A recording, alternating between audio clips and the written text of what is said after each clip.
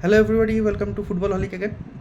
So today I am going to review the Champions League semi-final second leg and the first phase of Premier League's week number 37. So PSG and Arsenal have qualified for the Champions League final that will be held on the 30th of May at the Budapest.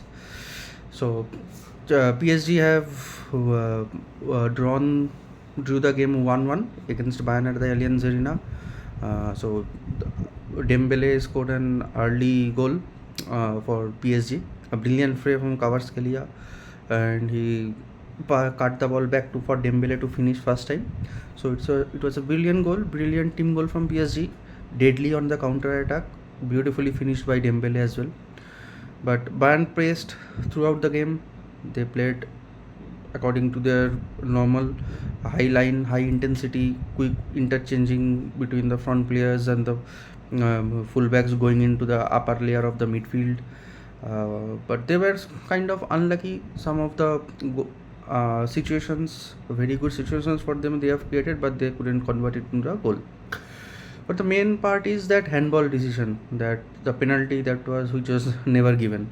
So it's very hard nowadays to say what is penalty, what is a not penalty. From my point of view, it was a clear penalty. Bayern should have got the penalty. Uh, but my main point of view is, on the other hand, I will come to this point later on the refereeing decisions. On the other hand, Arsenal drew 0-0 against Atletico. Not 0-0, 1-0. They won against Atletico Madrid, so they have progressed to the final with aggregate score of 2-1. Atletico Madrid didn't play well. Let's be very honest. But the penalty decisions, two of them. One was from Gabriel on, I think, Jimenez, and another one was from Calafiori on, I think, Griezmann. Both of them should have been penalties, and the first one should have been a red card. It was after the VAR, everything on the referees are not giving those as penalties. Is very hard to understand why. So from my point of view, it was clear. Those two were the clear penalties. Second one, you can argue that already the foul was given, but it was a 50-50. It was never a foul on the first hand. Referee blew the whistle, but it was not a foul. It was a 50-50. So these two penalty decisions and the penalty decision at the Bayern and PSG match. So as a football lover, our love for football is going down day by day, match by match, because of these horrific penalty decisions. So in the Premier League, we see regularly horrific decisions for every team, whether it is for their team, against their team. Every week, every match week, every weekend, we see this. No consistency at all. No clear rules. Nothing. At one game they give something. The same referee on another game will not give that one. So I don't know what is going on. So if they continue like this, for sure, at some point of time, the love for football will come down for people. So they have to look into this. They have to be clear, and they have to be honest, and they have to be consistent. If they give one, they have to give another. As simple as that. Same rule should be applied for everyone. So let's not rant about the penalties and the refereeing decisions. What has happened has happened. Arsenal will play PSG at the final. So my prediction is PSG will win, but it is very hard to predict a final because it is a single one match game. Anything can happen in a single football game. Anything can happen. A penalty, a handball, anything, a red card. Arsenal is very good from the set pieces. They can score from corners. So it is very hard to predict what will happen in the final. As Arsenal have a good team. They are very good at defense. They are very good at compacting their own half and the own D box, and when they go on attack, they can play between from one side to another, switching from Trossard or Martinelli to other side to Saka.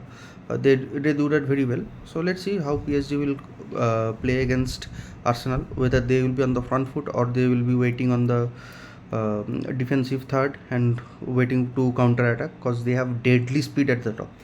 Kvaratskhelia, Dembele, and Desi. These three are lightning quick, and they are equally very good at the final third. Whether it is cutback, assist, goals, shooting, all of them are capable of providing an assist or scoring a goal at any given point of time. So it will be an interesting match, and I think Arsenal will sit back, allow PSG to have the ball. They will wait for the chance to counter attack or to gain a set piece or a corner from where Gabriel and Saliba will come up, and they will have a chance to score a goal. So it will be an interesting game, but it will not be an open game as we saw it for the PSG and Bayern. If both teams are attacking, that won't be the case. So now let's see what will happen. So okay, so now coming to the Premier League. So Manchester City drew with Everton 3-3. So the advantage is now with Arsenal. So as I am making this video, Manchester City have just won 3-0 against Brentford at Etihad. So the gap is now 2 points. Arsenal is leading via 2 points with equal games played. At this point of time, Arsenal will play on Sunday, that is tomorrow, I think against West Ham. That is a away game for Arsenal. It will be a tough game, as West Ham is also struggling to stay in the Premier League. They are in a relegation fight with Tottenham. So they will also fight for their life, and Arsenal will also fight for their win to be at the top of the Premier League. So I think if Arsenal win this one, they have Burnley at Emirates next weekend, which is you can say it will be a easy win for them. So let's see what will happen tomorrow. As of now, the Premier League title is on their hands. So let's see what will happen. Okay, plus the goal difference is now only one for Arsenal. So that is, Manchester City have managed to score 3 goals. They have won 3-0. So they have brought down the gap. That which was +4 for Arsenal. Now it is +1 for Arsenal. So it is an interesting match tomorrow at West Ham. So let's see what will happen. So I'll conclude my video with the WrestleMania that has been going at the Real Madrid training ground between Valverde and Tchouaméni. So they both of them have been fined. I'm not sure about the amount, but they will most likely be they won't be banned, I guess, but they have been fined. So Tchouaméni was taken to the hospital. So it is not a good scenario for Real Madrid, for any club, to be honest. That shouldn't happen.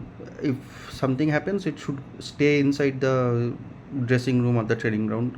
That it shouldn't go that far. So let's see what will happen. So Tchouaméni is a very good choice for Manchester United if he wants to leave. So I'll be talking about Manchester United transfer strategy and what players we need in another separate video. So let's see. I'm looking forward to the match at the West Ham at the Olympic Stadium in London for the West Ham versus Arsenal one. Let's see what will happen.